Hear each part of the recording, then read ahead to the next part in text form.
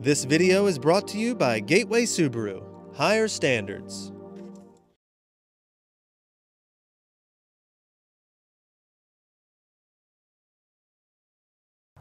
Outdoors Delmarva covers everything outdoors, including real hunting and fishing situations involving wildlife.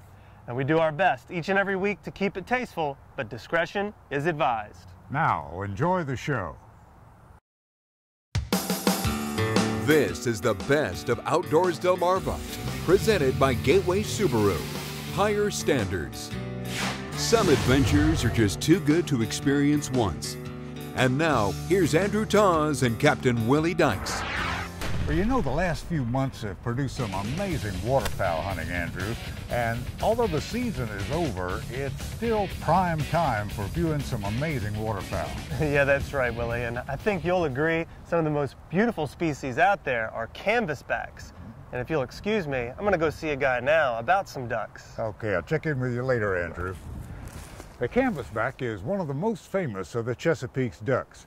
Now, to see them, you can either sit in a cold, wet, freezing blind, or bob around in the waves in a layout boat, or do like I do and stroll down to the end of Oakley Street in Cambridge. The gear is down, the flaps are extended, and they're cleared for landing. But landing spots are at a premium here at a favorite gathering spot for a virtual potpourri of Chesapeake's migratory waterfowl. This annual gathering at the end of Oakley Street not only serves as a rest stop, but also a potential picnic area when people are good enough to bring along some deer corn, like we witnessed last year. Many migratory species are represented here, and it's a great place to watch wildlife practically at arm's length for the fortunate visitor. But the species that always catches our eye are the canvasbacks. This time of year, the plumage is at its absolute best. They have the colors are their brightest, and their eyes are red when they're mating this time of year. The Chesapeake has been one of the favorite stopovers for canvasbacks on their migration southward. Originally, it was because of the vegetation that was in the shallow waters that they dove for. When the vegetation waned, they started eating crustaceans and shellfish and whatnot that are on the bottom, but still types of food that they had to dive for. In their heyday, they came in their hundreds of thousands, and they were harvested by market hunters. They were a favorite item on the menus and all the cities on the East Coast at this time of year. Well, it's really great to see all these guys up close and in their finest plumage. And we'd like to know a little more about them. So, Andrew, I understand you met up with someone who's been studying these waterfowl for years. What'd you learn? Yeah, Willie, one thing that I've learned is that there's a little bit more to these canvasbacks than meets the eye. I mentioned I had to go see a guy about some ducks, so here with us now is Denny Price with Maryland DNR. Denny, how are you? Good to see you, Andrew. All right, same here, and thanks for joining us. And tell us a little bit about the migratory patterns of these canvasbacks. Well, these ducks have traveled quite a ways. They started off the breeding ground, which is in the prairie potholes in North America, and then they migrate down to Pacific Flyway, Mississippi Flyway, and of course the Atlantic Flyway, where we are. And about half of the canvasbacks end up migrating down and wintering in the Chesapeake Bay. All right, Denny, these birds once numbered, probably around 250,000. The numbers have kind of changed over the years. Tell us about that. Due to market hunting, drought, the lack of food, the populations went from, like you say, almost 250,000 down to, in the last 15 years, probably 50 to 90,000. Market gunning was a huge industry on the Eastern Shore. Can you tell us a little bit about that? The market hunters went out, harvested as many ducks as they could, shipped them to Baltimore, Philadelphia, Washington, shipped them in barrels, and it definitely had a bad effect on our waterfowl population. Early 1900s, there were laws passed that stopped all of this. But due to droughts and loss of habitats, they didn't bounce back as fast as we were hoping. And right now they are stable, just a lot lower. All right, Denny, thanks again for all the information. It's very helpful. Enjoyed it. All right, now obviously Captain Willie has the best seat in the house, so let's go see what's going on. Look at this guy coming. Look at the wake that he's putting up. That's a canvasback steaming in here like that. He has heard that there might be a free lunch up here at the end of the street, and he is steaming in to get a position at the up the front. And there are others seated at the table as well. The familiar puddle ducks, the mallards with their distinctive green iridescent heads. Widgeons sport an unmistakable white crests, while the bluebills and the redheads, well, the names speak for themselves. This place is not only a feast for the ducks, but also a feast for the eyes. You have to hurry, though, to get here to the end of Oakley Street. Now, this is a great time of year to watch wildlife. But remember, these guys are just passing through, so don't miss them. Get outdoors, Delmarva. Coming up next on the best of Outdoors Delmarva. Most snowbirds make the long journey south for the winter in search of warmer weather. And for these flocks, Delmarva is far enough.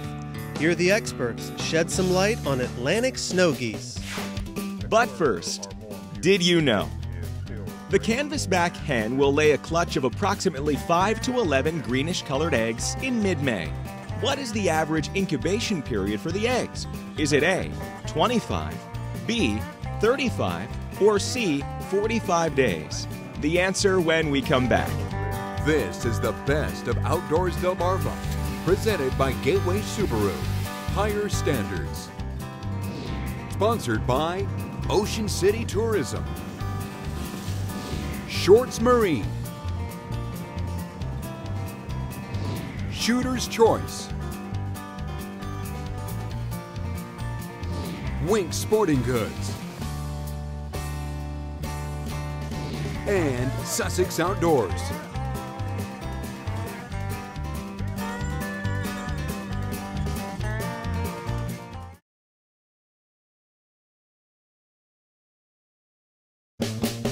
Did you know?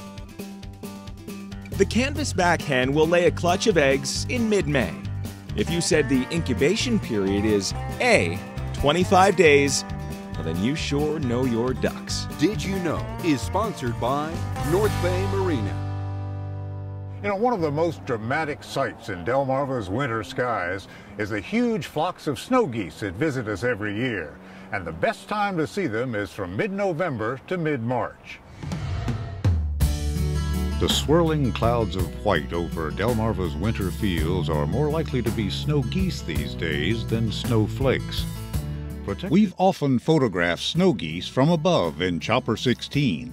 Those whirling clouds of wings remind us of the action that takes place when you shake a snow globe, and the sight never fails to amaze.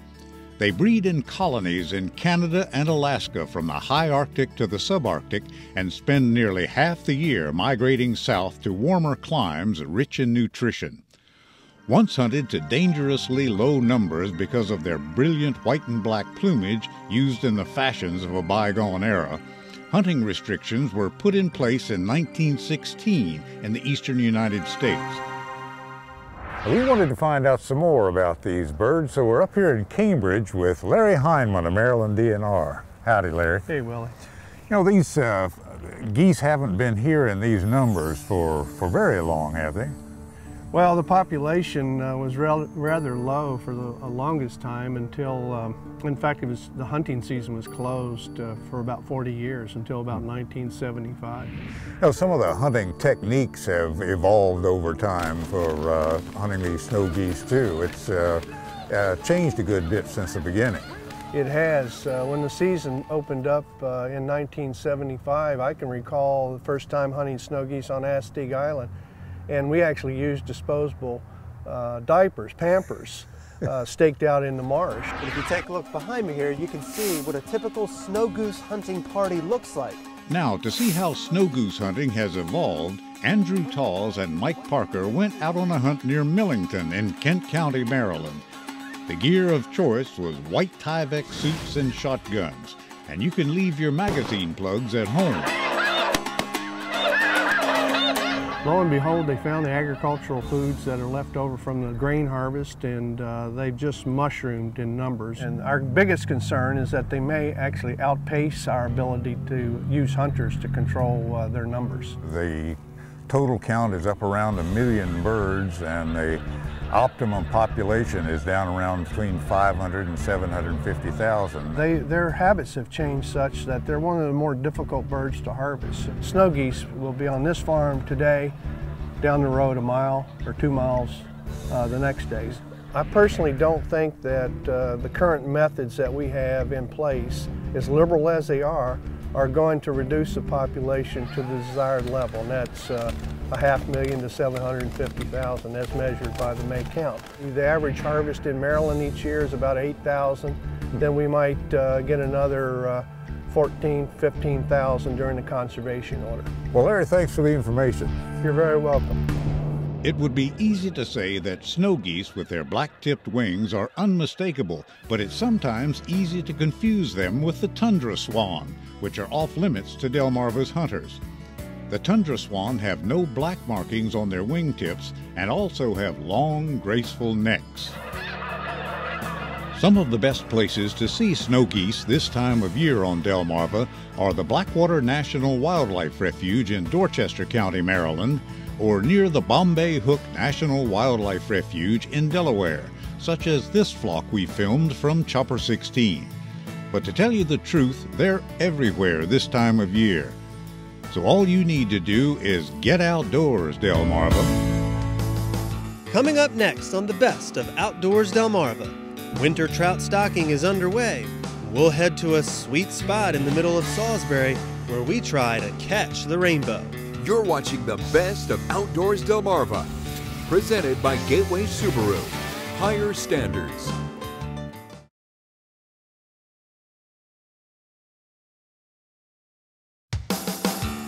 This is the best of Outdoors Delmarva, presented by Gateway Subaru. Higher standards. Here's Mike Parker with a look back on one of our favorite adventures. Well, you know, one thing we like to keep a close eye on this time of year are the local trout stocking programs in both Delaware and right here in Maryland. Yeah, both of the states will stock a limited amount of trout into local waterways and ponds. And when we called Maryland DNR to find out if they'd be heading to Salisbury to stock the Beaver Dam Branch, this little creek that runs just south of Shoemaker Pond down towards the Salisbury Zoo, they said, "Sorry guys, we got here a little early this year," which means the trout should be ripe and ready to be caught. So Andrew and I picked up a couple of rooster tails, some night crawlers, and our non-tidal Maryland fishing licenses. We're going to see what we can pull out of here. For years now, the Maryland DNR has been growing ponds full of trout at their Unicorn Lake Fish Hatchery in Queen Anne's County, rounding them up by seine net and trucking them south.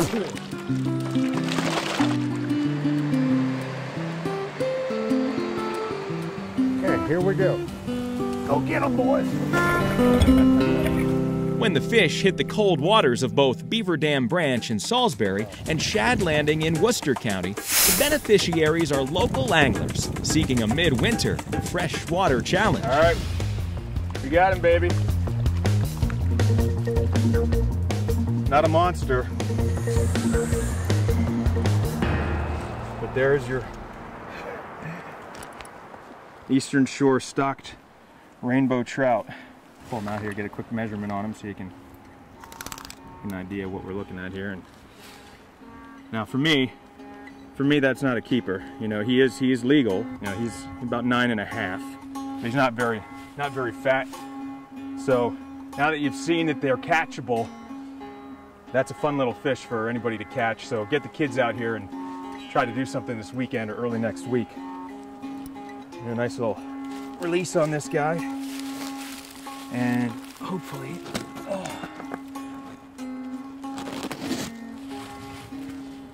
hopefully his big brother's in there now. All right, Andrew's got one. I got one on here. Looks like another trout. The same one Mike just got. No, a little bigger. Bring him up here. Bring him up. All right, man. Beautiful rainbow. Nice little rainbow trout here. It's probably what, 10 inches? Say he's about 11. We'll measure him up. Like I always say, if the fish are here, I'm going to catch them. Of course, trout fishing is common more inland and in states to the north almost year-round. But on Delmarva, the few freshwater streams and ponds we have will warm up quickly in spring, making for less than ideal trout waters. So while you may have to bundle up streamside, late February and early March are prime time. So a good little day of fishing here on this section of the Beaver Dam Branch in Salisbury. A couple of sunfish, a couple of trout like that 9-incher we put back. We decided to hold on to this 10-incher, although not too impressive. He was hooked a little too deep, didn't feel confident in putting him back. So we'll make good use of him on the dinner table real soon. So for you Maryland freshwater anglers, the trout are both here in Salisbury and down at Shad Landing. For you Delaware trout anglers, well, we know that the trout will be stocked sometime this coming week with the opening day at both Tidbury Pond in Kent County and Newton Pond in Sussex County on Saturday, March 2nd. We'll see you out there. Coming up next on Outdoors Delmarva, we may not be able to hunt the deer themselves right now, but we can still track down a souvenir. Learn why it's prime time to try your hand at shed hunting. You're watching the best of Outdoors Delmarva, presented by Gateway Subaru. Higher standards. I know that buck too. That's last year's shed.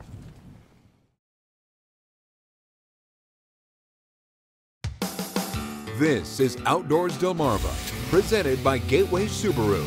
Higher standards. Thanks for watching Outdoors Delmarva. I'm Andrew Toss. Now, deer season may be over, but there is one way to stay on the trail of the whitetail. Fun activity to get you outdoors this time of year is shed hunting. Joining us now is Joe Rogerson. Joe, how's it going? Very good. Nice to see you. Same here. What can you tell us about shed hunting, Joe? This is the time of the year when bucks shed their antlers. Some will actually start as early as January, but this middle to latter part of February seems to be when most bucks drop their antlers. Many folks may not know that deer do shed their antlers every year. They don't retain their antlers. They're not horns like a cow would have. So the antlers are cast and will start to regrow again in April, but it is a fun activity for a lot of hunters to get outdoors now that hunting season's over, but also see where the deer were in the wintertime to start looking for those shed antlers. I know that buck too. That's last year's shed. And so I guess what are some things to look for when you go out there to try to get on the trail? They are very hard to find to the untrained eye. It seems to be the guys that really do it a lot. They develop that search images in that eye to be able to find them, but places to key in on are obviously just where you're driving around and seeing a lot of deer out would be a good place to go look if you can get permission from a landowner if it's private property. So places like where their bedding areas are or where they're out feeding this time of year, their food sources and stuff would be two really good places to search. All right, so let's just say you find some antlers or an antler out there, you know. What can you learn from that? Sure. I mean, that's part of being out there is, you know, not just to get outside, but also learn a little bit to maybe help you for the next hunting season. Obviously, if that deer shed its antler, you know, most likely, most of that occurs after hunting season. So it's a pretty safe bet that that animal, that buck, will still be alive next year. So you can get sort of a tab on the type of deer that you might have on your property next year. But also, you know, this is where their winter habitats that they're using are. So if you find a shed antler or a couple in a given area now, it'd be a good place to come back maybe in January next hunting season because that's an area frequented by deer this time of year. Well, Joe, thanks a lot for your information. And it certainly sounds like a fun way to get outdoors during the winter time. And if you have any luck finding any antlers, please send us a picture at outdoors@wboc.com. Still to come on the best of Outdoors Delmarva, some of our favorite viewer videos and pictures. Outdoors Delmarva viewer pictures are sponsored by Shorts Marine.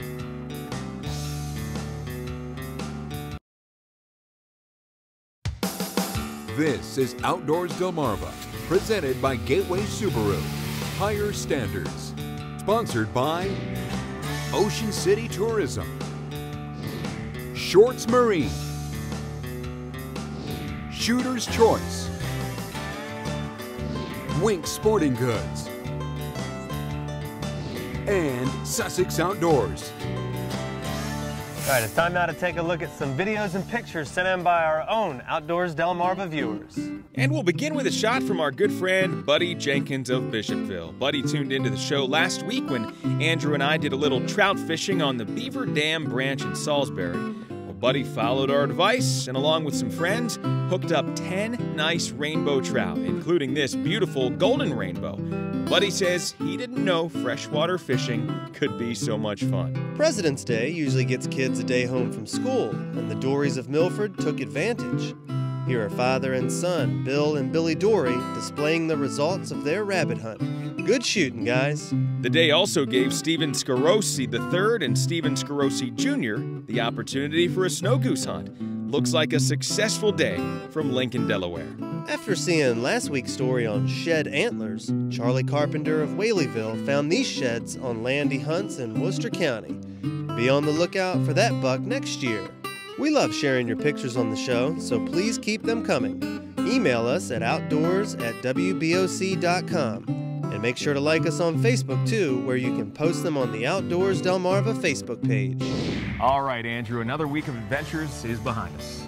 And so until next time, from my partners Mike Parker and Captain Willie Dykes, I'm Andrew Taws reminding you to get outdoors, Delmarva.